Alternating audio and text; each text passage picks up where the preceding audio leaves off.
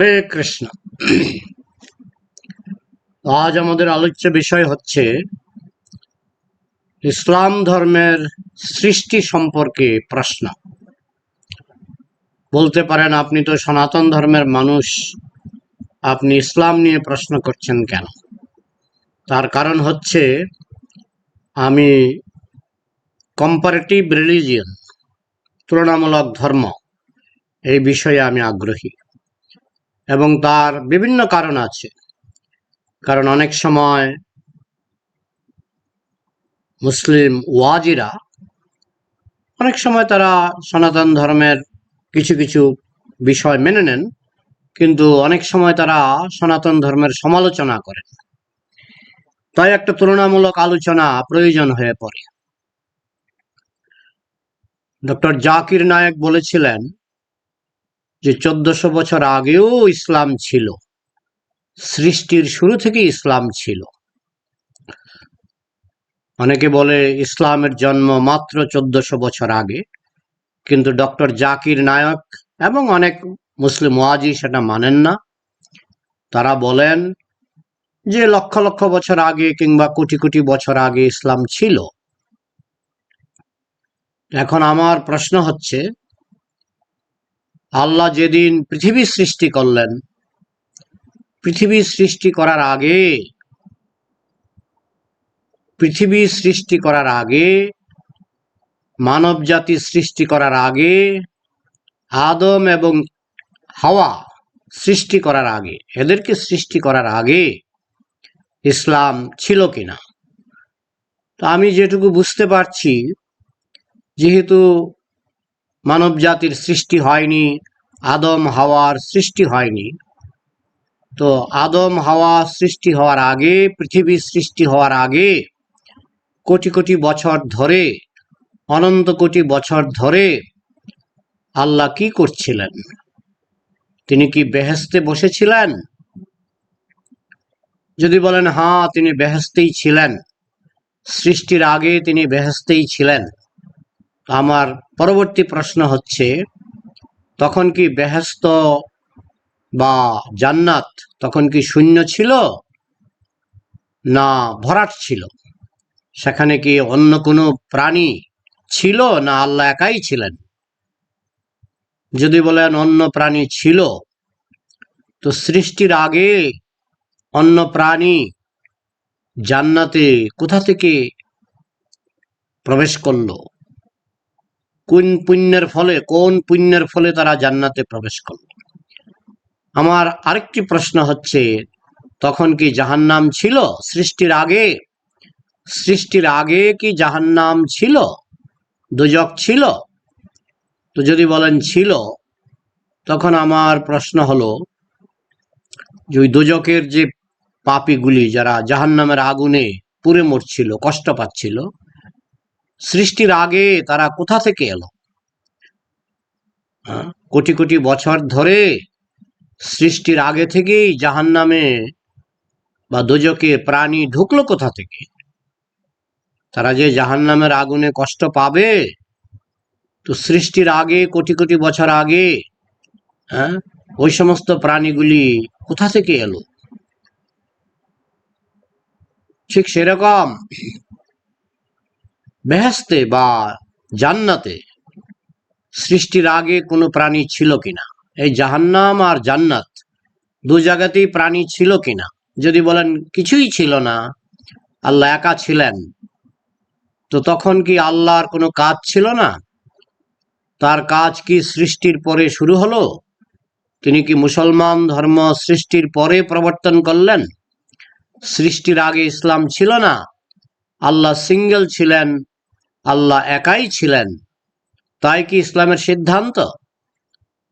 তো আমি ব্যাপারে একটু জানতে চাই, বুঝতে চাই, কারণ ইসলামের পণ্ডিতরা যেটা বোঝাতে পারবেন, আমি নিজে কোরআন পড়ে সেটা বুঝতে পারবো না। তাই আমি এই প্রশ্ন তাদের কাছে রাখছি বিনীতভাবে, শ্রদ্ধার সঙ্গে, যে আল্লাহ জগৎ সৃষ্টি করার আগে আল্লাহ বেহেশতে একা ছিলেন, আর তখন জাহান্নাম ছিল কিনা? জাহান্নাম কি তখন শূন্য ছিল? যদি শূন্যই থাকে, তাহলে ঠিক আছে, শূন্য ছিল সৃষ্টির আগে। কিন্তু যদি বলেন না জাহান্নামে তখন প্রাণী ছিল, কিছু পাপী কষ্ট পাচ্ছিল, তো সেই প্রাণীগুলি সৃষ্টির আগে, সৃষ্টির কোটি কোটি বছর আগে সেই প্রাণীগুলি কোথা থেকে এলো? আমার পরবর্তী প্রশ্ন হচ্ছে, কেয়ামতের পর তখন আল্লাহ কি করেন? কেয়ামত যেদিন হয়ে যায়, কেয়ামতের বিচারের পর, হাসরের মাঠে কেয়ামতের বিচারের পর আল্লাহর হাতে কি কোনো কাজ থাকে না? কারণ তখন তো আর পৃথিবী থাকবে না, বা পৃথিবীর মধ্যে কোনো মানুষ থাকবে না। তখন আল্লাহর হাতে কি কোনো কাজ থাকবে না? তিনি শুধু বেহেশতে বসে থাকবেন? কেয়ামতের পরে কি হবে? কেয়ামতের পরে যে কোটি কোটি বছর, সেই কোটি কোটি বছরে আর কি পুনরায় সৃষ্টি হবে না? তাহলে কোটি কোটি বছর আল্লাহ করেন কি কেয়ামতের পরে? কেয়ামতের পরে যে অনন্ত কোটি বছর, সে অনন্ত কোটি বছর আল্লাহ কি করেন? সাধারণত আমি যেটুকু জানি, আল্লাহ একবারই সৃষ্টি করেছেন এবং একবারই কেয়ামত হবে। কেয়ামতের পরে যে অনন্ত কোটি বছর, কেয়ামতের পরে যে অনন্ত কোটি বছর, সে অনন্ত কোটি বছর আল্লাহ কি করে কাটান? কোটি কোটি কোটি কোটি কোটি কোটি বছর আল্লাহ কি করে কাটান? আমাদের সনাতন ধর্মে বলা হয়েছে সৃষ্টি স্থিতি প্রলয়। ভগবান সৃষ্টি করেন, সেই সৃষ্টি কিছুদিন চলে, তারপর তার আপনাদের যেমন কেয়ামত হয়, আমাদের সনাতন শাস্ত্রে বলা হয়েছে প্রলয় হয় এবং কেয়ামত হয়। আমাদের সনাতন শাস্ত্রে চলছে, প্রতিটি মানুষের মৃত্যুর সঙ্গে সঙ্গে বিচার, দেরি হয় না, মৃত্যুর সঙ্গে সঙ্গে জমালয়ে, আপনারা বলেন হাসরের মাঠে, আমাদের সনাতন শাস্ত্রে বলা হয়েছে জমালয়ে তার বিচার হয় এবং আবার ধ্বংস হয়, পৃথিবী ধ্বংস হয়, পুনরায় সৃষ্টি হয়, পুনরায় কিছুদিন চলে, পুনরায় ধ্বংস হয়। তো এইভাবে ঘড়ির কাঁটার মতো, ঘড়ির কাঁটা যেমন ঘুরে ঘুরে বারবারই 12টার মধ্যে পৌঁছায়, আবার ঘুরে 12টা, আবার ঘুরে 12টা, আবার ঘুরে 12টা, ঠিক তেমনি সনাতন শাস্ত্র অনুসারে সৃষ্টি, ভগবান সৃষ্টি করেন অসংখ্য গ্রহ নক্ষত্র, সেখানে তিনি বিভিন্ন রকমের জীব সৃষ্টি করেন। তাকে নিজের হাতে সৃষ্টি করতে হয় না, তিনি তার অংশ বিস্তারের মাধ্যমে, তার শক্তির মাধ্যমে তিনি সৃষ্টি করেন। তারপর সেই সৃষ্টি কিছুদিন চলে, আবার পৃথিবীর প্রলয় হয়, বিভিন্ন গ্রহ নক্ষত্রের প্রলয় হয়, ব্রহ্মাণ্ডের প্রলয় হয়, ধ্বংস হয়, পুনরায় সৃষ্টি হয়, পুনরায় সৃষ্টি কিছুদিন থাকে, যেটাকে বলা হয় স্থিতি। সৃষ্টি স্থিতি প্রলয়, এটা ঘড়ির কাঁটার মতো অনন্ত কোটি বছর ধরে চলছে। তাই সনাতন ধর্মে ভগবানের সৃষ্টি একবার হচ্ছে, আবার ধ্বংস হচ্ছে, আবার সৃষ্টি হচ্ছে, আবার ধ্বংস হচ্ছে। কেয়ামতের পর শেষ হয়ে যাচ্ছে না, পুনরায় সৃষ্টি হচ্ছে, পুনরায় ধ্বংস হচ্ছে, পুনরায় সৃষ্টি হচ্ছে, পুনরায় ধ্বংস হচ্ছে। মাঝখানে কিছুদিন থাকে, সেটাকে বলা হয় স্থিতি। সৃষ্টি স্থিতি প্রলয়, সৃষ্টি স্থিতি প্রলয়, সৃষ্টি স্থিতি প্রলয়, ঘড়ির কাঁটার মতো চলছে। তাই ভগবান কোটি কোটি বছর কি করে কাটান সৃষ্টির আগে এবং সৃষ্টির পরে, সেটা আমাদের সনাতন শাস্ত্রে আমরা একটা উত্তর পাই যে তার সৃষ্টি বারবার হচ্ছে, সুতরাং তার অনন্ত কোটি বছর কেটে যাচ্ছে, সৃষ্টিও বারবার হচ্ছে, ধ্বংসও বারবার হচ্ছে, কেয়ামত বারবার হচ্ছে। তো এইভাবে আমাদের সনাতন শাস্ত্রে আমরা একটা উত্তর পাই যে ভগবান অনন্ত কোটি বছর তিনি কিভাবে কাটান, সৃষ্টির আগে তিনি কিভাবে কাটান, সৃষ্টির পরে তিনি কিভাবে কাটান, প্রলয়ের পরে, কেয়ামতের পরে তিনি কিভাবে কাটান, সেগুলির বর্ণনা আমরা পাই। তিনি নিত্যকাল গোলকে থাকেন, কিংডম অফ গড যেটাকে খ্রিস্টানরা বলে কিংডম অফ গড। তিনি নিত্যকাল সেখানে থাকেন, সেখানে অসংখ্য ভক্ত আছে।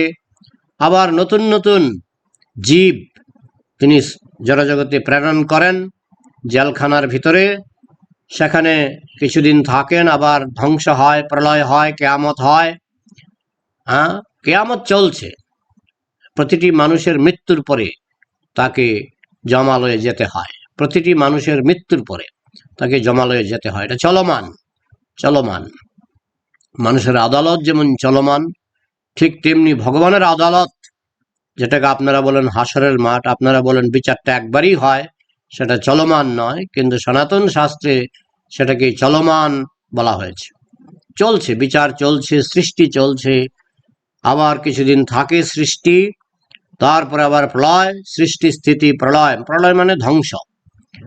কিন্তু ইসলামে সৃষ্টির আগে কোটি কোটি বছর আল্লাহ কিভাবে কাটিয়েছেন এবং কেয়ামতের পরে অনন্ত কোটি বছর আল্লাহ কিভাবে কাটাবেন, সেই সম্পর্কে আমি সমস্ত মুসলিম পণ্ডিতদেরকে আমি অনুরোধ করব, আপনারা আমাকে একটু জ্ঞান দেবেন, যাতে আমি ইসলাম ধর্মের যে কনসেপ্ট, যে ধারণা, কোরআনের যে শিক্ষা, তার সঙ্গে আমাদের সনাতন শিক্ষার কোনো মিল আছে কিনা সেটা নিয়ে আমি একটু চিন্তা ভাবনা করার সুযোগ পাব। কারণ কম্পারেটিভ রিলিজিয়ন আমার একটি প্রিয় সাবজেক্ট, এবং তার কারণ, একটা অন্যতম কারণ হচ্ছে যে ওয়াজিরা মাঝে মধ্যে সনাতন ধর্মের যে নিন্দা করেন, তো আমি যদি তুলনামূলক আলোচনা না করি তাহলে তাদের নিন্দাও আমি ঠিক মতো বুঝতে পারবো না, কেন তারা নিন্দা করেন। তো সেই জন্য আমি এই প্রশ্নগুলি রাখছি, যাতে আমি ইসলামও ভালো করে বুঝতে পারি এবং সঙ্গে সঙ্গে সেই সঙ্গে সনাতন ধর্মের সঙ্গে তার কোনো মিল আছে কিনা সেটাও যাতে আমি যাতে বুঝতে পারি। হরে কৃষ্ণ।